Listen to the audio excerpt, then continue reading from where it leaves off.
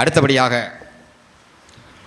ஆரிய அரசியலும் மீன் சிலையும் என்ற தலைப்பில் செந்தமிழ் குமரன் தோழர் தலைவர் தமிழ் தேச விடுதலை கட்சி பொறுப்பாளர் அவர்களை அன்போடு பேச வருமாறு அழைக்கிறேன்.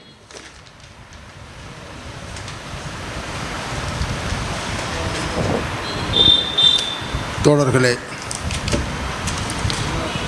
மீன் சிலை எங்கே என்கின்ற ஒரு கேள்வியோடு தமிழர் கட்சியின் சார்பில் அருமை தோழர் தீரன் திருமுருகன் அவர்கள் தலைமையிலே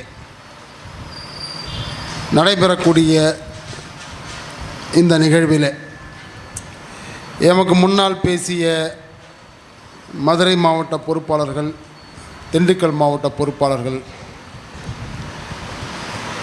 அருமை தோழர் காளிமுத்து, தோழர் கம்பூர் செல்வராஜ் உள்ளிட்ட தோழர்களுக்கு மற்றும் இந்த நிகழ்விலே பங்கேற்றிருக்கக்கூடிய தோழர்களுக்கு முதற்கண் வணக்கம். மீன் சிலை எங்கே என்கின்ற கேள்வியை போட்டு ஒரு கருத்தரங்கம் நடத்த வேண்டிய தேவை என்ன இருக்கிறது? அப்படி தோழர் காளிமுத்து பேசும்பொழுது ஒரு செய்தியை சொன்னார். நாட்டில் எவ்வளவோ பிரச்சனை இருக்குது, மீன் சிலைக்கு என்ன தேவை இருக்கிறது என்கின்ற ஒரு கேள்வியை கேட்டார். இது ஒரு அரசியல் பிரச்சனை மட்டுமல்ல, ஒரு தமிழ் இனத்தினுடைய அடையாள பிரச்சனையாகவும் இருக்கிறது. மதுரை என்று சொன்னாலே நம்ம பக்கத்தில் இருக்கக்கூடிய ஆனைமலை, அந்த ஆனைமலையில் இருக்கக்கூடிய சமண முனிவர்களுடைய, சமணம்னா தமிழ் சமணம் முனிவர்களுடைய அந்த கற்படுகைகள் இது நினைவுக்கு வருது. மதுரை என்று சொன்னாலே மீனாட்சி அம்மன் கோவில் நினைவுக்கு வருகிறது. மதுரை என்று சொன்னாலே தமுக்கம் மைதானம் நினைவுக்கு வருகிறது. மதுரை என்று சொன்னாலே பாண்டியர்கள் சங்கம் வைத்து வளர்த்த பாண்டிய மண், சங்க தமிழ் வளர்த்த சங்க தமிழ் மண் என்ற நினைவு வருகிறது. மதுரை என்று சொன்னாலே ஜல்லிக்கட்டு நினைவுக்கு வருகிறது. திரைப்படங்களை பார்க்கும்போது மதுரை என்று சொன்னாலே அரிவாள், கத்தி, கபடா, வீரம். அடுத்து மதுரை என்று சொன்னாலே தமிழர்களுடைய சாதிகள்லாம் நினைவுக்கு வருது. இப்போ பல விஷயங்கள் இருக்கிறது. இன்னொரு விஷயம், மதுரை என்று சொன்னாலே நாயக்க பேரரசனுடைய அரண்மனை மகால் இருக்கிறது. அப்போ ஒரு மண் என்று சொன்னால் அந்த மண்ணுக்கு பல அடையாளங்கள் இருக்கின்றன. அப்போ அந்த அடையாளங்களை நாம் காப்பாற்ற வேண்டுமா, அழிக்க வேண்டுமா என்றால் அந்த அடையாளங்களை நாம் காப்பாற்றித்தான் ஆக வேண்டும். ஒவ்வொரு அடையாளத்திற்கும் ஒரு வரலாறு உண்டு. அந்த வரலாற்றை காப்பாற்றுவது என்பது அந்த இனத்தினுடைய தேவை. அப்போ அந்த வரலாற்று அடையாளங்களை காப்பது என்பது அந்த தமிழ் இனத்தினுடைய தேவை. இப்போது தமுக்கம் மைதானத்தில் ஒரு சீரமைப்பு பண்ணுறேன்னு அந்த மைதானத்தினுடைய சில பகுதியில் இடிச்சிட்டு மறுபடியும் புனரமைப்பு பண்ணுறாங்க. அதில் இருந்த அரங்கத்துக்கு தியாகி சங்கரதாச சுவாமிகள் அரங்கம்னு ஏற்கனவே பெயர் இருந்தது. அந்த சங்கரதாச சுவாமிகள் யார் என்று சொன்னால், அவர் தென் மாவட்டத்தில் பிறந்து தமிழகத்தின் பல முனைகளுக்கு சென்று நாடக தமிழை வளர்த்தவர். இன்றைக்கி சினிமா பார்க்குறோம். இந்த திரைப்படம் என்பது நாம் பார்க்கக்கூடிய இன்றைய வடிவத்தில் இருக்குது. இன்றைக்கு நவீன திரைப்படமாக நிறைய இயக்குநர்கள் புதிய புதிய படங்களை எடுக்கிறாங்க. ஆனால் இதையே 70 வருஷத்துக்கு முன்னாடி நீங்கள் பார்க்கும் பொழுது வேறு வடிவத்தில் இருக்கும். அப்போ நாடகத்தினுடைய தொடர்ச்சி தான் அந்த திரைப்படம். அந்த நாடகத்தை தமிழ்நாடு முழுக்க சுற்றி உயிர்ப்புக்கு கொடுத்தவர் தியாகி சங்கரதாஸ் சுவாமிகள்.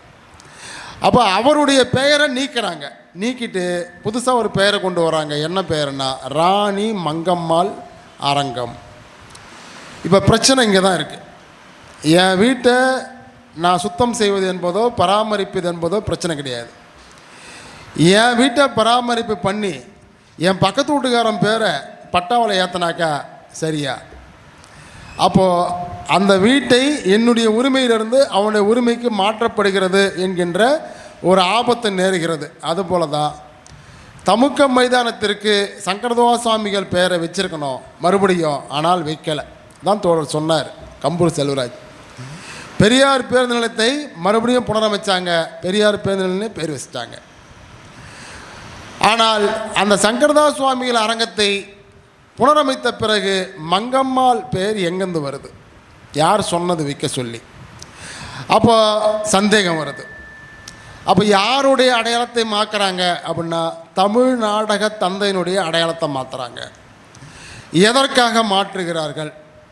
இந்த மாற்றத்துக்கு பின்னால் உள்ளவங்க யார், அவங்களுக்கு என்ன ஆதாயம் இருக்கிறதுன்ற கேள்வி வருது. இந்த கேள்வி எப்படி பொதுவெளியில் வெடிக்கிறது என்றால் தமிழர் தெலுங்கர் பிரச்சனையாக வெடிக்குது. இது தமிழ்நாட்டில் நீண்ட காலமாக வசிக்கக்கூடிய தெலுங்கை தாய்மொழியாக கொண்டு தமிழர்களாகவே மாறிக்கொண்டிருக்கக்கூடிய மக்களுக்கும் தமிழர்களுக்குமான பிரச்சனையாக மாறுகிறது. இதை நாம் செய்கிறோமா? நாம் செய்யலை. யார் செய்வது? அரசு செய்கிறது. அப்போ அரசாங்கத்துக்கு இதெல்லாம் தெரியாதா? தெரியும். அப்போ அரசாங்கம் ஏன் இந்த பிரச்சனையை உருவாக்குது என்றால் அதை தடுக்க வேண்டிய பொறுப்பும் அதை நிறுத்த வேண்டிய கடமையும் நமக்கு உண்டு என்கின்ற காரணத்தினால தான் தியாகி சங்கரதாஸ் சுவாமிகள் பெயரிலேயே அந்த அரங்கத்தை கட்டு, அந்த அரங்கத்தை புனரமை, அதற்கு பெயர் வையின்னு போராட்டம் பண்ணுறோம். நாம் போராட்டம் பண்ணால் உடனே இங்கே இருக்கக்கூடிய நாயக்கர் அமைப்பை சேர்ந்தவங்க ஒரு போராட்டம் பண்ணுறாங்க. அவங்க ராணி மங்கம்மாள் பேரை தான் வைக்கணுன்றாங்க.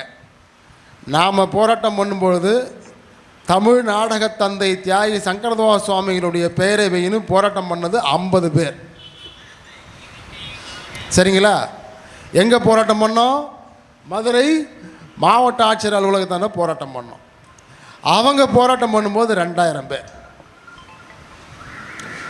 சாதி கடந்த தமிழன் 50 பேர் திரண்டு மதுரை மாவட்ட ஆட்சியர் அலுவலகத்தான போராட்டம் பண்ணுறான். சாதியாக திரண்ட ஒரு சமூகம் மங்கம்மா பேரை சொல்லி பேர் வைக்கணுங்கிறத 2000 பேர் திரண்டான். அப்போ பிரச்சனை நமக்கு கேள்விக்குள்ளாகுது. அங்கிருந்து தான் இப்போ மீன் சிலையும் பார்க்க வேண்டியிருக்கு. இதே மதுரையில் நாயக்கர் பேரரசனுடைய திருமலை நாயக்கர் மகால் இருக்குது. அந்த மகால் ஒரு பார்வையிடமாக இருக்குது. சரி, அவங்க நம்மளை ஆள வந்தாங்க, நம்மை ஆண்டார்கள், நம்மை அடிமைப்படுத்தினார்கள், அதெல்லாம் ஒரு 600 ஆண்டு காலத்துக்கு முந்தைய வரலாறு.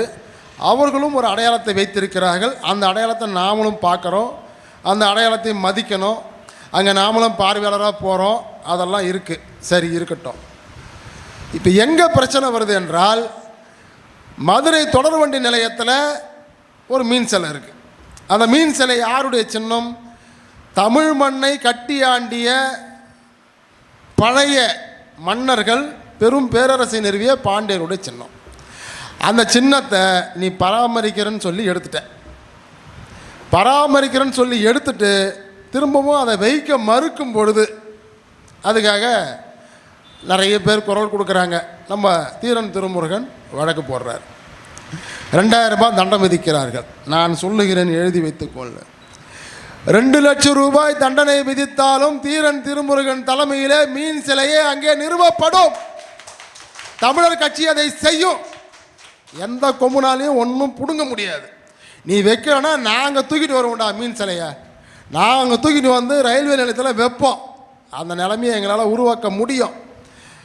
அதை செய்வதன் மூலமாக தமிழ் மக்களுக்கு மத்தியில் என்ன அரசியலை நாங்கள் நிறுவப் போகிறோம். அதனால தான் தமிழ் மக்கள் முதுகிலே தட்டுவது போல தட்டி கொண்டே இருக்கிறோம். போன வருஷம் இன்றைக்கி தேதி 23, போன ஆண்டு 19ஆம் தேதி மதுரை மாவட்ட ஆட்சியர் அலுவலகத்துக்கு முன்னாடி மதுரையில் இருக்கக்கூடிய அனைத்து தமிழ் தேசிய அமைப்புகளையும் வரவழைத்து மதுரை மாவட்ட ஆட்சியர் அலுவலகத்துக்கு முன்னாடி மீன் சிலையை வைத்தே ஆக வேண்டும்னு ஆர்ப்பாட்டம் பண்ணோம். அந்த ஆர்ப்பாட்டம் முடிஞ்ச உடனே நீதிமன்றத்தில் மீன் சிலையை வைப்பதற்கு ஒரு குழு போட்டாங்க. அந்த குழு மீன் சிலையை வைப்பதற்கு பொறுப்பெடுத்து கொண்டார். ஆனால் வைக்கலை, மீன் சிலை வைக்கப்படலை. அப்போ மீன் சிலை மட்டும் நீ ஏன் வைக்க மாட்டேங்கிற அப்படின்னா, மீன் சிலை மட்டுமே இல்லை என்பதிலிருந்து கொஞ்சம் அப்படி திருப்பி பார்த்தீங்கன்னா, தஞ்சையை ஆண்ட மாவீரன் மாபெரும் தமிழ் மன்னன் ராஜராஜ சோழன், தென்கிழக்கு ஆசியாவையே ஆண்டவன், கம்போடியா, வியட்நாம், சீனாவினுடைய சில பகுதிகள், மலேசியா, சிங்கப்பூர், இலங்கையினுடைய சில பகுதிகள், தாய்லாந்து, ஹங்கேரி, பல இடங்களில் போய் ஆண்டான். வியட்நாமில் கோயில் இருக்குது. அப்போ இப்படி உலகை கட்டி ஆண்ட ஒரு மன்னனுக்கு அங்கே ஒரு நினைவிடம் இருக்கா? இல்லை. அப்போ ராஜராஜ சோழனுடைய நினைவிடம் எங்கே இருக்கு? தொல்லியல் ஆய்வாளர்கள் தேடிக்கொண்டிருக்கிறார்கள்.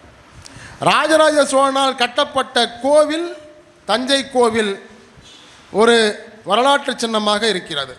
ராஜராஜ சோழனுடைய சிலை இல்லை. சிலையை விடுங்க, ராஜராஜ சோழனுடைய நினைவிடம் தெரியல. எந்த ஊரில் ராஜராஜனை புதைத்தார்கள் தெரியவில்லை. தெரியாமல் இருக்குமா? வரலாறு அழிக்கப்பட்டிருக்கிறது.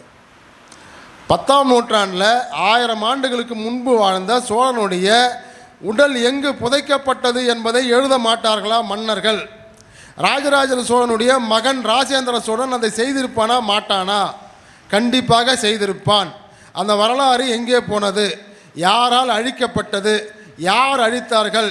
ஏன் ராஜராஜ சோழன் இங்குதான் புதைக்கப்பட்டான் என்கின்ற அடையாளம் இல்லை என்றால், அவன் புதைக்கப்பட்ட இடம் தெரிந்தால் வழி வழியாக தமிழர்கள் புதைக்கப்பட்ட இடத்திற்கு சென்று மாபெரும் வீரன் நம்மை ஆண்டான், மாபெரும் வீரன் நம்மை ஆண்டிருக்கின்றான் என்று சொல்லி வீர வரலாற்றை உருவாக்கி கொண்டு தங்களுடைய தேசத்தை கட்டமைக்க முயல்வார்கள். அதனால் ராஜராஜ சோழனுடைய வரலாற்றை அழி. நீ ராஜராஜ சோழனுடைய வரலாற்றை அழிக்க நினைத்தாய். ஆனால் சோழர்களின் சின்னமான புலிக்கொடியை வைத்துக்கொண்டு ஈழ விடுதலை போராட்டத்தை மேதகு பிரபாகரன் கட்டி எழுப்பினார் என்பது வரலாறு. நீ எங்கே விட்டாலும் எங்களுக்கு ஒரு இடம் இருக்கு பிடிப்பதற்கு, அதை நாங்கள் பிடிச்சிப்போம். அப்போ உனக்கு மீன் சிலை என்றால் பிரச்சனை, புலி சின்னம் என்றால் பிரச்சனை. இந்த பக்கம் சேரர்கள், சேர மண்டலம் பிரிந்தே போனது கேரளாவாக. எப்படி பிரிஞ்சு போச்சு சொல்லுங்க? ராஜராஜ சோழனுடைய அண்ணன் ஆதித்த கரிகாலன் கொல்லப்படுகிறான். எதற்காக கொல்லப்படுகிறான்? ஆதித்த கரிகாலனை கொன்றது பிராமணர்கள். எந்த பிராமணர்கள்? காந்தலூர் வேத பாடசாலையில் வேதம் கற்றுக்கொண்டிருந்த பிராமணர்கள். ராஜராஜ சோழனுடைய அண்ணன் ஆதித்த கரிகாலன் பாண்டியர்களெல்லாம் வீழ்த்தி சோழ மண்டலத்தை விரிவுபடுத்திய போது இவனால் வேதம் தழைக்காது, இவனால் பிராமணர்கள் வாழ முடியாது, இவனால் சனாதன தர்மத்தை ஏற்க முடியாது என்று அவனை கொல்லுகிறார்கள். ராஜராஜ சோழன் அவன் கொல்லப்பட்ட 20 ஆண்டுகள் கழித்து மீண்டும் மண்ணை அரியணை ஏறிய பிறகு அவன் ஆய்வு செய்து காந்தலூர் வேத பாடசாலை மீது படையெடுத்து எரித்து அழிக்கிறான். அங்கிருந்த பிராமணர்களை அடித்து விரட்டுகிறான். அவனோடு கொள்ளுனை வைத்தவர்கள், கொடுப்பினை வைத்தவர், பொண்ணு கொடுத்தவன் பொண்ணு எடுத்தவன், மாமா மச்சன் அண்ணன் தம்பி பங்காளி ஒட்டான் உழவன் எல்லாரையும் அடித்து துரத்துறான். இது வரலாறு. தமிழ்நாட்டிலே 1000 ஆண்டுகளுக்கு பிராமணர்களை 1000 ஆண்டுகளுக்கு முன்னு பிராமணர்களை ராஜராஜ சோழன் விரட்டி அடித்தான். எங்கே விரட்டி அடித்தான்? சென்ற பிராமணர்கள் எல்லாரும் மண்ணை தூவிவிட்டு ராஜராஜ சோழனை அழிக என்று சொல்லிவிட்டு கேரளாவின் மலைப்பகுதியிலே போய் குடியேறினான். அப்படி குடியேறியவன் தமிழன் மீது வன்மத்தோடு, தமிழ் இனத்தின் மீது வன்மத்தோடு அவன் உருவாகினான். அவன்தான் நம்பூதிரி பார்ப்பனனாக உருவாகினான். அந்த நம்பூதிரி பிராமணர்கள் தான் 2 நூற்றாண்டுகள் கழித்து தமிழை அழித்து மலையாளம் என்கின்ற சமஸ்கிருதமயமான ஒரு எழுத்து வடிவத்தை உருவாக்கி தமிழ் இனத்தையே மலையாள இனமாக மாற்றினான். இதுதான் வரலாறு. அப்போ ஆரியம் இங்கே என்ன செய்து கொண்டிருக்கிறது? ஆரியம் ஒரு பண்பாட்டு படையெடுப்பை நடத்தியது. ஆரியம் சேடர்களை, சோழர்களை, பாண்டியர்களை அடையாளம் தெரியாமல் அழித்தது. அப்போ அந்த ஆரியத்தினுடைய அரசியலை இன்றைக்கு யார் முன்னெடுத்து கொண்டிருக்கிறார்கள்? திராவிட அரசியல் எடுத்து கொண்டிருக்கிறது. இந்தியா அதை பாதுகாத்து கொண்டிருக்கிறது. அப்போ நாம் என்ன கேள்வி வருது? ஏன் ஒரு மீன் சிலை வைக்கிறதுனால வர ரயில் நின்று போயிட போதா? இல்லை மீன் சிலை வச்சாக்கா அந்த மீன் சிலையில் மோதி ரயில் விபத்துக்குள்ளாயிட போதா? இல்லை மீன் சிலையை வச்சுட்டா ரயில் அதுக்கு மேலே போகாதா? இல்லை மீன் சிலையை வச்சுட்டாக்கா இது பாண்டிய மன்னனுடைய ஊர், நான் வரமாட்டேன்னு இருக்கக்கூடிய அமைச்சர்லாம் வர மறுப்பார்களா? ஏன் வைக்கவில்லை என்கின்ற கேள்வி வரும்பொழுது தான் ஒரு மாபெரும் பேரரசை கட்டியாண்ட பாண்டிய மன்னனின் சிலையை வைப்பதன் மூலமாக இந்த மண்ணை பார்க்கும் பொழுதெல்லாம் இது தமிழ் மண், தமிழ் மண், தமிழர்களின் மண், தமிழ் வளர்த்த மண் என்கின்ற நினைவு வந்து கொண்டே இருக்கும். அந்த நினைவு ஒன்றே போதும் இந்த மண்ணை ஆண்டு கொண்டிருக்கக்கூடிய, அடிமைப்படுத்திருக்கக்கூடிய மார்வாடிகளையும் பிறமொழியாலும் விரட்டி அடிப்பதற்கு தமிழை திரட்டும். அதனால் தமிழனுக்கு உணர்வு வரக்கூடிய எந்த அடையாளத்தையும் விட்டு வைக்கக்கூடாது. யார் நினைப்பது? திராவிட ஆட்சியாளர்கள் மட்டுமல்ல, இந்திய ஆட்சியாளர்களும் அதான் நினைக்கிறான். அதனால தான் நாயக்கர் மகள் பாதுகாப்பு இருக்கிறது, மீன் சிலை பதுங்கு குழியில் இருக்கிறது. அதனால்தான் தமுக்க மைதானத்தில் சங்கரதாஸ் சுவாமிகள் பெயர் வைக்கப்படவில்லை, ராணி மங்கம்மாள் பெயர் வைக்கப்பட வேண்டும் என்று சொல்லுகிறார்கள். இதெல்லாம் கூட இருக்கட்டும். மதுரை என்று சொன்னால் இன்னொன்று நினைவுக்கு வரும், ஜல்லிக்கட்டு. ஜல்லிக்கட்டு என்பது மதுரையை மையப்படுத்தி அலங்காநல்லூரில் உலக புகழ்பெற்ற ஜல்லிக்கட்டு நடக்கிறது. பாலமேட்டில் நடக்குது, அவனியாபுரத்தில் நடக்குது, அலங்காநல்லூரில் நடக்கிறது. இந்த ஜல்லிக்கட்டை எடுத்த உடனே 20 ஆண்டுகளுக்கு முன்னாடி, 15 ஆண்டுகளுக்கு முன்னாடி திராவிட இயக்கங்களும் தலித் இயக்கங்களும் என்ன சொன்னாங்க தெரியுமா? ஜல்லிக்கட்டு சாதி ஆதிக்க விளையாட்டு சொன்னது திராவிட இயக்கங்களும் தலித் இயக்கங்களும். ஆனால் ஜல்லிக்கட்டு தமிழர்களின் அடையாளம், தமிழ் மண்ணின் வீரத்தின் அடையாளம்னு தமிழ் தேசியவாதிகளாகிய நம்மை போன்றவர்கள் சொல்லிக்கொண்டே இருந்தோம். ஆனால் திராவிட இயக்கவாதிகளும் தலித்தியவாதிகளும் ஜல்லிக்கட்டு ஜாதி வெறி பிடித்த விளையாட்டு, ஜாதி ஆதிக்கம் பிடித்த விளையாட்டு என்று சொன்னார்கள். பாலமேட்டில் அங்கே இருக்கக்கூடிய தேவேந்திர குல வீரர்கள் மாட்டை அவிழ்த்து அவர்கள் பிடித்த பிறகுதான் மற்றவர்கள் பிடிக்க முடியும் என்கின்ற வரலாற்றை, தலித் அரசியல் வேண்டாம், நாங்கள் தலித்துகள் அல்ல, நாங்கள் தமிழர்கள் என்று சொன்ன தேவேந்திர குல வேளாளர்கள் இந்த மண்ணுக்கு சொன்ன போதுதான் தெரிந்தது அது தமிழனுடைய விளையாட்டு என்று. அது தமிழுடைய விளையாட்டு என்று யார் சொன்னது? தலித்து என்று எவனை இந்த மண்ணில் ஒரு அடையாள அரசியலுக்குள் புகுத்தி அவனை வீழ்த்த நினைத்தால் அவன் சொன்னான், டேய் நான் தலித் இல்லடா, நான் தமிழன்டா, நான் தேவேந்திர வேளாளன் என்று சொல்லக்கூடிய தமிழன், என் மாட்டை அவுத்தாதாண்டா ஆட்டமே நடக்கும், என் மாடு தான் நான் கோயிலில் விடக்கூடிய முதல் மாடு சொன்னான். அப்பொழுதுதான் தமிழ்நாட்டில் பார்க்குறான். அப்பவும் திராவிட இயக்கத்தவர்கள் ஏற்றுக்கொள்ளவில்லை. ஜல்லிக்கட்டுக்காக சென்னையில் மிகப்பெரிய மெரினா புரட்சி. ஜல்லிக்கட்டு மதுரையில் நடக்குது. இப்போ நான் சென்னை பக்கத்துலேருந்து செங்கல்பட்டு, எங்கள் ஊர் பக்கத்தில் மாடுபிடி விளையாட்டு தான், எருது விரட்டுன்னு சொல்லுவோம். மாடு ஓடுற மாடை பிடிப்போம், அதான் விரட்டுவோம். மாடு விரட்டுவது தான், மாட்டை எதிர்த்து நின்று பிடிப்பது எங்கள் பக்கம் கிடையாது. மதுரையில் ஏன் இருக்குன்னா, மதுரை முல்லை நில பகுதி மக்களுடைய விளையாட்டாக ஜல்லிக்கட்டு உருவானது. மாடும் மாடு சார்ந்த அந்த வாழ்க்கை என்பது ஏறக்குறைய முல்லை நில பகுதி. மலையும் மலை சார்ந்தது குறிஞ்சி, காடும் காடு சார்ந்ததும் முல்லை. முல்லையில் மாடுகள் கால்நடைகள் வளர்க்கப்படுகின்றன. அப்போ முல்லையில் தான் ஒரு திணை அரசு உருவாகுது. அப்போ அந்த அரசு என்ன பண்ணுதுன்னா, மாட்டை களவாடுவதற்கு பாலை நிலத்து மக்கள் வருவார்கள். பாலை நிலத்து மக்கள் மாட்டை களவாடுவதற்கு வரும்பொழுது களவாடக்கூடிய மாட்டை தடுத்து நிறுத்து களவாடிகளிலிருந்து மாட்டை காப்பாற்ற வேண்டும். அப்போ மாடு பழகணும், மாடை பிடிக்க பழகணும், மாடை அடக்க பழகணும், மாட்டை தழுவ பழகணும். இப்படி தழுவ பழகுவது என்பது அவன் எப்பயோ ஒரு முறை திருடுவதற்கு வருவான். அப்போ நீ என்ன பண்ணிட்டு இருப்ப? அதில் தயாராக இருப்பியா? தயாராக இருப்பதை ஒரு விளையாட்டாக மாற்றினான். பொண்ணு கல்யாணம் பண்ணோமா, மாட்டை காப்பாற்றினால் பொண்ணு தருவோம். ஒரு மாட்டை அடக்கக்கூடியவனால் தான் என் பெண்ணை காப்பாற்ற முடியும். ஆணிரை கவர்தல், போருக்கு போவான், சண்டை போடுவான், பொருளாதாரத்தை மட்டுமல்ல ஆணிரை கவர்தல். ஆணிரை கவர்தல்னா மாடுகளை கொண்டு வருவது, அந்த நாட்டில் மாட்டை கொண்டு வந்துடுவான். ஆனால் தமிழ்நாட்டில் இருந்த ஜல்லிக்கட்டு காளைகள் என்று சொல்லக்கூடிய திமிர் பிடித்த காளைகளை எந்த கொம்பனாலும் கடத்தி கொண்டு செல்லவே முடியவில்லை. ஏனென்றால் தமிழை தவிர எந்த கொம்பனாலும் அந்த மாட்டை அடக்கவே முடியாது. தமிழை ஊராக போனான், ஊராக போய் எல்லா மாட்டையும் ஆட்டையும் பிடிச்சிட்டு வந்தான். ஆனால் தமிழனுடைய மாட்டை அடக்குவதற்கும் தழுவதற்கும் பிடித்து கொண்டு செல்வதற்கும் எந்த கொம்பனாலும் முடியலை. முகமதியர்கள் வந்தாங்க, இஸ்லாமியர்கள் படையெடுப்பு நடந்தது, படிச்சிருப்போம். பாண்டியர்கள் உள்ள சண்டை, இஸ்லாமியர்கள் வந்து பாண்டியர்களுடைய பிரச்சனையை தீர்த்து வைக்கிறேன்னு வர்றாங்க. மதுரையில் இருக்கக்கூடிய கோயிலெலாம் கொள்ளையடிச்சிட்டு போகிறதா சொல்கிறாங்க. கோவில்கள் கொள்ளையடிக்கப்பட்டன, யானைப்படை கொண்டு செல்லப்பட்டது, குதிரைப்படை கொண்டு செல்லப்பட்டது, தமிழின் எல்லா விதமான பொருளாதார செலவும் கொள்ளையடிக்கப்பட்டன. மாட்டின் மீது அவனாலும் கை வைக்க முடியவில்லை. மாட்டை தொடுவதற்கு ஒரு வீரம் வேண்டும். அந்த வீரம் தமிழனுக்கு இருந்தது. இந்த அடையாளம் மதுரை மண்ணுக்கான அடையாளம். இப்போ இதுக்கு ஒரு விளையாட்டு திடல் வேணும் அப்படின்னு நம்ம தோழர் வந்து ஒரு வழக்கு போட்டார். அவர் தான் பார்த்தாலும் ஏதாவது ஒரு பொதுநல வழக்கு போடுவார்ல. அந்த விளையாட்டு திடலுக்கு ஒரு பேர் வைக்கணும். தமிழர் வீர விளையாட்டு திடல்னு வெய்யி, தமிழர் ஏறு தழுவுதல் திடல்னு வெய்யி. வைக்கலாம், வைக்கக்கூடாதெல்லாம் கிடையாது. ஆனால் கலைஞர் ஏறு தழுவுதல் விளையாட்டு அரங்கம். ஏன்னா கருணாநிதிக்கும் ஜல்லிக்கட்டுக்கும் என்ன சம்மந்தம் இருக்குது? கருணாநிதி நிறைய பெண்களை தழுவினார். எந்த காளையாவது தழுவினாரா சொல்லுங்க?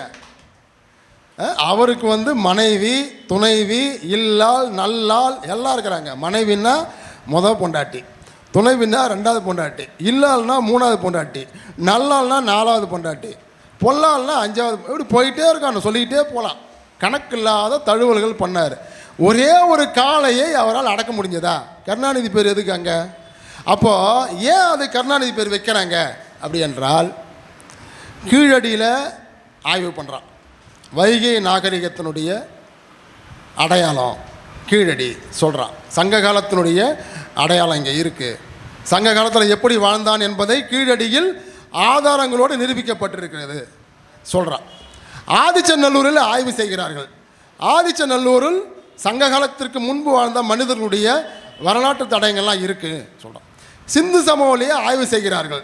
சிந்து சமவெளிக்கும் கீழடிக்கும், சிந்து சமவெளிக்கும் ஆதிச்சநல்லூருக்கும் தொடர்பு இருக்கிறது. ஆதிச்சநல்லூரிலும் கீழடியிலும் சிந்து சமவெளியிலும் உள்ள எழுத்துக்கள் பொறித்த பானை ஓடுகள், எழுத்துக்கள் பொறித்த மணிகள், கல்மணிகள், நவரத்தினங்கள், இது எல்லாம் ஒரே மாதிரி இருக்கு. இந்த இடங்களிலெல்லாம் காளையை தமிழன் அடக்கியது போன்ற ஆதாரங்களும் அடையாளங்களும் இருக்கின்றன எல்லாம் சொல்கிறான். உடனே நம்ம ஆளுங்க என்ன பண்ணுறாங்க? சிந்து சமவெளி திராவிட நாகரிகம், கீழடி திராவிட நாகரிகம், ஆதிச்சநல்லூர் திராவிட நாகரிகன்ட்டான். ஜல்லிக்கட்டை எவனா திராவிட கலாச்சாரம்னு சொல்ல முடியுமா? திராவிட விளையாட்டுன்னு சொல்ல முடியுமா? வா, ஆந்திராவில் வந்து 10 தெலுங்குனை கூட்டு வா, கர்நாடகாவில் வந்து 10 கன்னடனை கூட்டு வா, கேரளாவில் வந்து 10 மலையாள கூட்டு வா. ஒருத்தனாவது உயிரோடு போனாக்கா அது திராவிட விளையாட்டு என்பதை நாங்கள் ஏற்கிறோம். ஒருத்தனும் உயிரோடு போக முடியாது. அதனால் தமிழர் விளையாட்டு என்று தான் அதை சொல்ல முடியும், திராவிட விளையாட்டுன்னு சொல்ல முடியாது. சொல்ல முடியாததனால் அப்பம் பேரை போட்டு புல்ல அரங்கத்தை திறந்து வைக்கிறார். அப்போ இந்த மதுரையை சுற்றி சுற்றி சுற்றி நம்முடைய அடையாளங்கள் மாற்றப்படுகிறதா என்கின்ற கேள்வி வருது. ஆனைமலையை உடைக்கணும்னு வந்தாங்க. ஆனைமலையில் சமண முனி உட்காந்துருக்கிறாருன்னு நம்ம மக்கள்லாம் போய் இந்த மலையை காப்பாற்றுறதுக்கு எதையோ பண்ணி, ஏதோ சாமி பேரை சொல்லி எதையோ சொல்லி காப்பாற்றியாச்சு. இந்த ஆனைமலையை உடைக்க வேண்டிய தேவை எங்கே இருக்கிறது? இந்த மலை அமைப்பு, ஆனைமலை போன்ற மலை அமைப்பு தமிழ்நாட்டிலே வேறு எங்கே இருக்கிறது? இல்லை. இந்த ஆனைமலைக்கு ஒரு வரலாறு இருக்கிறது. தமிழ்நாட்டில் மதுரையில் தமிழ் ஆசிவர்கள் வாழ்ந்ததற்கான வரலாறு இருக்கிறது. அங்கே போய் படுத்து நீங்கள் பாருங்கள். வானத்தை பார்த்து கற்படுக்கைகளை படுத்து கொண்டு சித்தர்கள் இருந்ததற்கான கற்படுக்கைகள் இருக்குது. வானத்தை எதுக்கு பார்த்தான்? வானத்தில் என்ன இருக்குன்னு பார்த்தான் கண்ணால். இந்த மலை என்பது நம்முடைய அடுத்த தலைமுறை வந்து பார்ப்பதற்கான தமிழனுடைய வரலாற்று பொக்கிஷம். அதை இடிப்பதற்கு வரும்பொழுது காப்பாற்றுறோம். அப்போ மதுரையை சுற்றி சுற்றி சுற்றி நம்முடைய அடையாளங்கள் எல்லாம் வீழ்த்தப்படுவதற்கு முக்கியமான காரணம் ஆரிய அரசியல் என்று சொல்லக்கூடிய இந்திய அரசியல். எதனால்? நாம் இந்திய அரசினுடைய அடிமைகளாக இருக்கிறோம். தமிழ்நாடு சேரன் ஆண்டான், சோழன் ஆண்டான், பாண்டியன் ஆண்டான். சேர சோழ பாண்டியன், பாண்டியன் தான் பெரும் மன்னன்.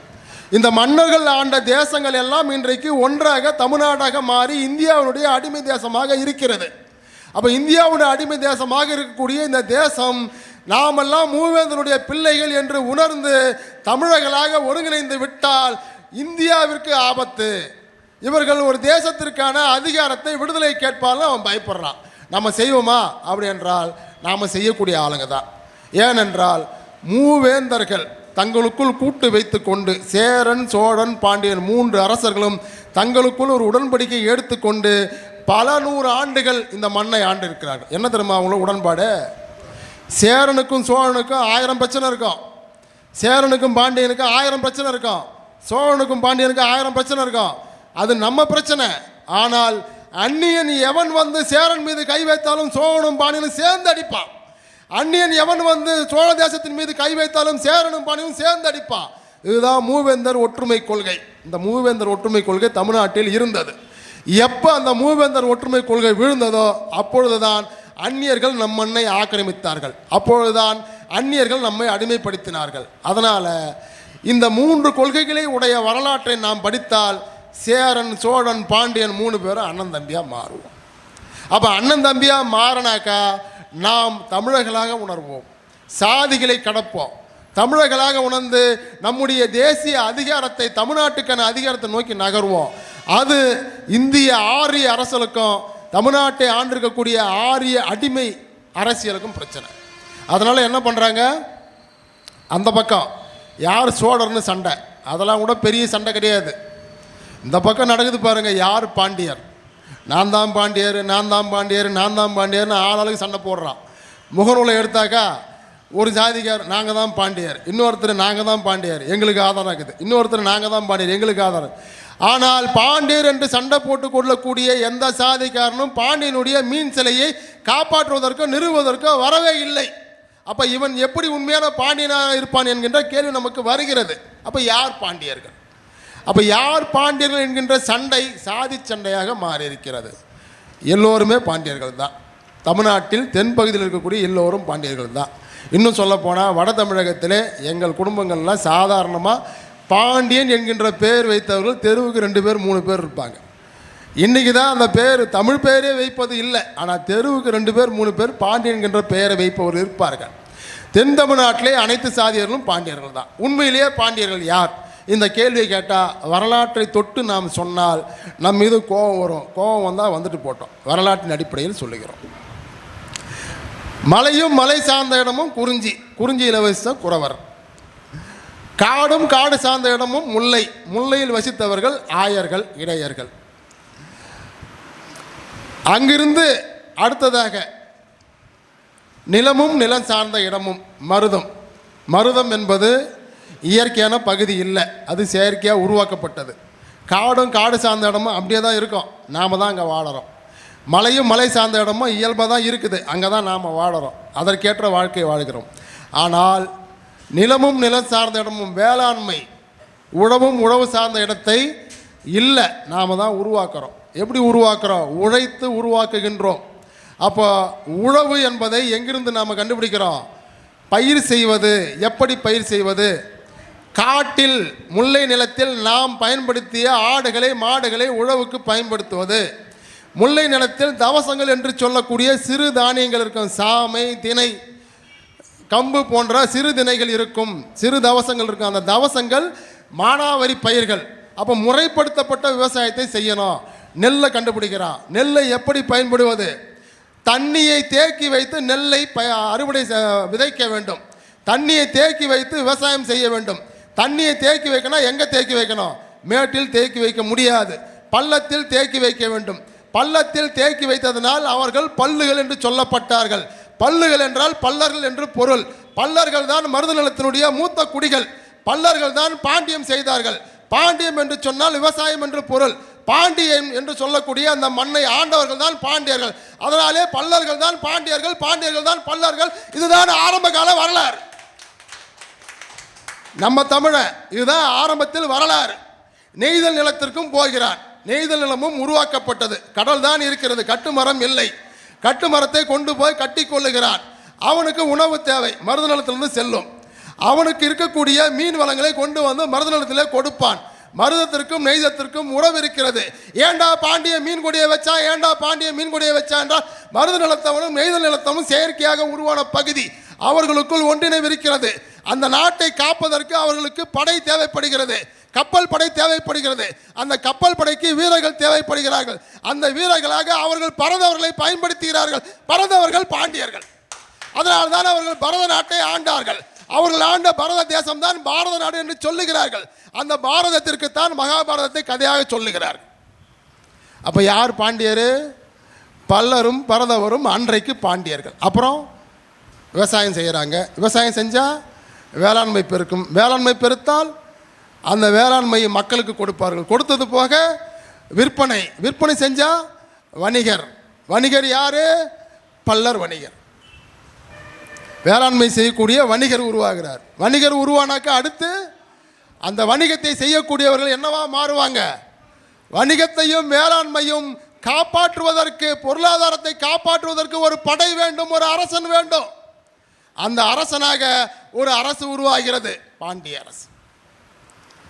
அப்ப அந்த பாண்டிய அரசு யாரை வைத்து படை நடத்தி கொண்டிருக்கிறது? அது வரைக்கும் உழவர்களை வைத்தே படை நடத்தி கொண்டிருக்கிறது.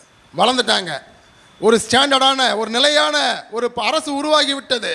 அப்போ முல்லை நிலத்தில் இருக்கக்கூடிய தமிழர்களான கள்ளர்களும் மறவர்களும் படை வீரர்களாக, படைத்தலைவர்களாக வீரம் ஜெறிந்து வந்து நிற்கிறான்.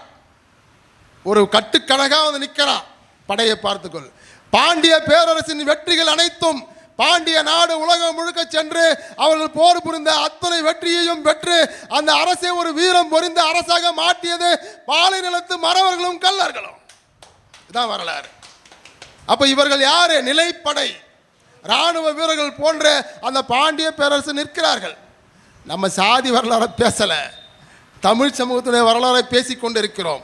மருத நிலத்திற்கு முல்லை நிலம் என்ன செய்தது, மருத நிலத்திற்கு பாலை நிலம் என்ன செய்தது, இந்த வரலாற்றை பேசிக்கொண்டிருக்கிறோம். இந்த உண்மையை நாம் புரிந்து கொள்ள வேண்டும், ஏற்றுக்கொள்ள வேண்டும். இதை ஏற்றுக்கிட்டா யார் பாண்டியர்? பல்லரும் பாண்டியர், பரதரும் பாண்டியர், கல்லரும் பாண்டியர், மறவரும் பாண்டியர். அப்புறம் போர்க்கலைகளை கற்றுக் கொடுத்தது யாரு? போர்க்கலை கற்றுக் கொடுத்தது தெரிஞ்சுக்கிங்க, தூத்துக்குடி போங்க, திருநெல்வேலி போங்க. யார் கற்றுக் கொடுத்தது? நாடார் என்று சொல்லக்கூடியவர்கள் கற்றுக் கொடுக்கிறார். போர்க்கலைகள் இன்றைக்கும் அந்த சிலம்பம் போன்ற போர்களை கற்றுக் கொடுக்கக்கூடிய அதிகமாக இருக்கிறவங்க யார்? நிறைய பேர் இருப்பாங்க. தூண் அது அங்கே இருக்கு. அப்போ அவங்களும் பாண்டியர்கள் தான். அப்போ நாம் இந்த மண்ணில் இருக்கக்கூடிய அத்தனை சமூகத்தை சேர்ந்தவர்களும் அத்தனை மக்களுமே ஒன்றிலிருந்து பிரிந்து பிரிந்து பிரிந்து நாம் அத்தனை பேரும் பாண்டியர்கள் தான். ஒவ்வொரு காலத்தில் ஒவ்வொருத்தர் இருந்திருக்கிறாங்க. இன்றைக்கு அந்த பல்லர்கள் தாழ்த்தப்பட்ட பட்டியல் சமூகத்தை மக்களாக இருக்கிறார்கள். நம்ம பார்த்த உடனே அவங்கள இலக்கரமாக பார்த்துறோம். மற்றவர்கள் நான்லாம் உயர் ஜாதிக்காரங்கிறான். ஒரு சொந்த மண்ணின் பூர்வ குடியை, இந்த மண்ணை உயர்த்தி பிடித்தவனை அடிமைப்படுத்தி வைத்து விட்டு நாமெல்லாம் அவன் மேல் நடக்கிறோமே, நமக்கெல்லாம் ஒரு உணர்வு இருக்கிறதா? இந்த வரலாற்றை பற்றிய பார்வை இருக்கிறதா? அந்த பார்வை இருந்தால் நாம் இந்த அநியாயத்தை செய்வோமா? கொலை நடக்குது. தீபக் ராஜான்னு ஒரு தம்பியை கடந்த மாதம் வெட்டி கொள்றாங்க, முகத்தை சிதைக்கிறார்கள். 1000 தவறுகள் இருக்கட்டும், அவனை கொலை செய்வதற்கு 2 சமூகத்தினுடைய கூட்டு பங்களிப்பு இருக்கிறதுன்னு சொல்கிறாங்க. 3 சாதிகள் மோதிக்கொள்ளுகின்றன. 3 சாதிகளும் மோதிக்கொள்வதனால் தென் மாவட்டத்தில் யாருக்கு லாபம்? நமக்குள்ளே சண்டை போட்டுக்கிட்டே இருந்தால் யாருக்கு லாபம்? பெரும்பான்மை சாதிகள் அடித்து கொண்டே இருக்கின்றன.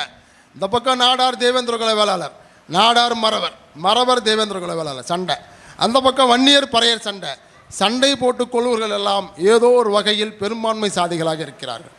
அப்போ பெரும்பான்மை சாதிகள் எல்லாம் சண்டை போட்டுக்கிட்டே இருந்தால் யார் தான் இந்த மண்ணை ஆள்வது? யார் மண்ணை ஆள்வது? வந்தவன் போகிறவங்களாம் ஆள்றான். ஏன் ஜெயலலிதா ஆள்கிறார்? ஏன் எம்ஜிஆர் ஆள்கிறார்? ஏன் கருணாநிதி ஆள்கிறார்? கருணாநிதி அப்புறம் அவர் பிள்ளைக்கு அப்புறம் அவர் பேரை ஆண்டு கொண்டே வருகிறார்கள். நான் கேட்கிறேன், உங்ககிட்ட கேட்குறேன், திருமுருகன் தோழருடைய அப்பா ஊராட்சி மன்ற தலைவராக இருந்தார். திருமுருகனால் ஊராட்சி மன்ற தலைவராக ஆக முடியுமா? நாமளே ஒத்துக்க மாட்டோம். அப்போ புள்ள வரலாமான்னு நம்ம கேட்போம். நம்ம அவ்வளோ பெரிய ஜனநாயகவாதி. திருமுருகன் பொண்ணு ஊராட்சி மன்ற தலைவர் ஆக முடியுமா? அவரே யோசிக்க மாட்டார். எங்கள் அப்பா இருந்தால் 10 வருஷம் நீ இருந்துட்டு போடான்ட்டு போயிட்டே இருப்பார். நம்மிடம் அரசியல் அதிகாரத்தை பற்றிய பார்வை இல்லை. ஆனால் 3 தலைமுறையாக அப்பன் புள்ள பேரனுக்கு புள்ள ஆண்டுக்கிட்டே இருக்கிறானுங்க.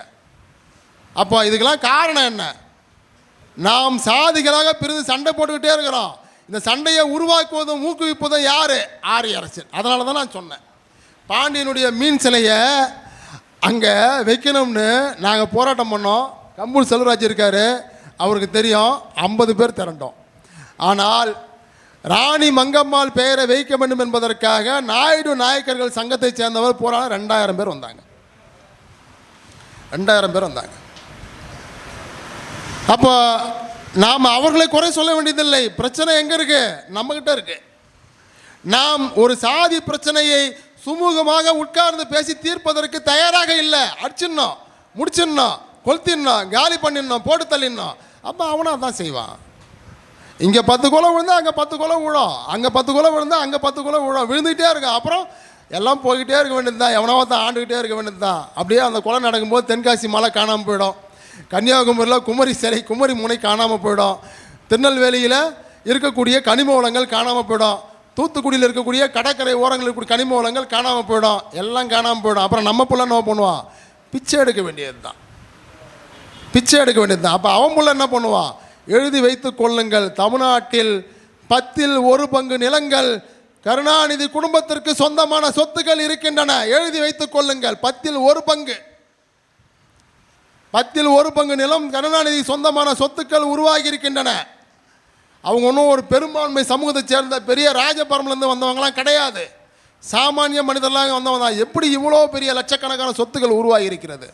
அப்போது அரசியலை பற்றிய நமக்கு பார்வை இல்லை, அரசியலை பற்றி நமக்கு கேள்வி இல்லை, அக்கறை இல்லை. கருணாநிதியின் பெயரில் தமிழ்நாடு முழுக்க நூற்றாண்டு வளைவுகள், நூற்றாண்டு நினைவு பேருந்து நிலையங்கள், நூற்றாண்டு மருத்துவமனைகள், நூற்றாண்டு கழிவறைகளை கூட கட்டிகிட்டு இருக்கிறான். ஆனால் இந்த ஆண்டு தான் தமிழ் தேசிய விடுதலைக்காக, தமிழ்நாட்டின் மக்களுடைய விடுதலைக்காக போராடிய புலவர் கலிபெருமாளுடைய நூற்றாண்டு விழா. அந்த புலவர் கலிபெருமாளை பற்றி எத்தனை பேருக்கு தெரியும்? தெரியாது. அண்ணல் அம்பேத்கர் இந்தியாவில் சட்டத்தை எழுதினார். அந்த சட்டத்தை எழுதி பட்டியல் சமூக மக்களுக்கு இடஒதுக்கீடை பெற்றுக் கொடுத்தார். பிற்படுத்தப்பட்ட மக்களுக்கு யார் இடஒதுக்கீடை பெற்றுக் கொடுத்தது? பிற்படுத்தப்பட்ட மக்களுக்கு இடஒதுக்கீடு பெற்றுக் கொடுப்பதற்கு 1950 இந்தியா குடியரசு ஆனதுக்கு பிறகு பிற்படுத்தப்பட்ட மக்களுக்கு இடஒதுக்கீடு கிடையாது. மத்திய அரசு வேலைவாய்ப்பில், மாநில அரசில் இருந்தது, மத்திய அரசு வேலைவாய்ப்பில் கிடையாது. அன்றைக்கு பெரியார் தலைமையில் ஒரு போராட்டம் நடந்தது, திருத்தம் செய்யணும்னு சொல்லி. அம்பேத்கர் ஒரு திருத்தம் செஞ்சார். என்ன திரும்ப செஞ்சார்? இந்திய அரசியல் சட்டத்தில் இதர பின்தங்கிய மக்களை பற்றிய கணக்கெடுப்பு நடத்தி அவர்கள் மக்கள் தொகைக்கு ஏற்ப இடஒதுக்கீட்டை வழங்குவதற்கான முயற்சிகளை இந்திய அரசு செய்ய வேண்டும், அப்படி செய்து கொள்ளலான்னு ஒரு திருத்தத்தை கொண்டு வந்தார் அம்பேத்கர். அம்பேத்கர் பிறகு காங்கிரஸ் அமைச்சரிலிருந்து விலகுவதற்கு இந்த சட்டத்தை நடைமுறைப்படுத்தலன்னு சொல்லியும் விலகினார். அது முடிஞ்சிடுச்சு, 50-54 முடிஞ்சிடுச்சு. 1987 வரையில் 60, 70, 80, 37 ஆண்டுகள் மத்திய அரசிலே பிற்படுத்தப்பட்டவர்களுக்கு இடஒதுக்கீடு அடிப்படையில் வேலை கிடையாது, கொடுக்கவே இல்லை. ஐயா ஆணைமுத்து என்று சொல்லக்கூடிய வடபகுதியைச் சேர்ந்த மார்க்சிய பெரியாரிய பொதுமை கட்சியுடைய தலைவர் ஆணைமுத்து அவர்கள்தான் இந்தியா முழுக்க சுற்றி பிற்படுத்தப்பட்ட மக்களை திரட்டி பிற்படுத்தப்பட்ட மக்களுக்கு இடஒதுக்கீடு வேணும்னு போராடி மண்டல் கமிஷன் ஆணையம் நியமிக்கப்பட்டு அந்த மண்டல் கமிஷன் பரிந்துரையின்படி விபி சிங் ஆட்சியில் 1988 27 விழுக்காடு மத்திய அரசு வேலைவாய்ப்புகள்லாம் நமக்கு பிற்படுத்தப்பட்ட மக்களுக்கு கிடைத்தது. எப்போ? இந்தியா சுதந்திரம் அடைந்து 40 ஆண்டுகள் கழித்து. அந்த ஆணைமுத்து பிற்படுத்தப்பட்ட மக்களுடைய அம்பேத்கர் என்று சொல்லக்கூடிய தகுதிக்குடையவர். அவருடைய நூற்றாண்டு இதுதான். நமக்கு தெரியுமா? தெரியாது. அப்போ இந்த கருணாநிதியுடைய நூற்றாண்டை மையப்படுத்தி தமிழ்நாட்டில் நடக்கக்கூடிய அரசியலை பார்க்கும் பொழுது நமக்கு ஒரு அச்சம் உருவாகுது. இந்த மதுரையில் இருக்கக்கூடிய பிற மொழியாளர்களுடைய அடையாளங்கள், வந்தவன் போனுடைய சிலைகள்லாம் இருக்குது. ஒரு மீன் சிலை வைப்பதற்கு இவனுக்கு என்ன பிரச்சனை? சிக்கலாக இருக்கிறது.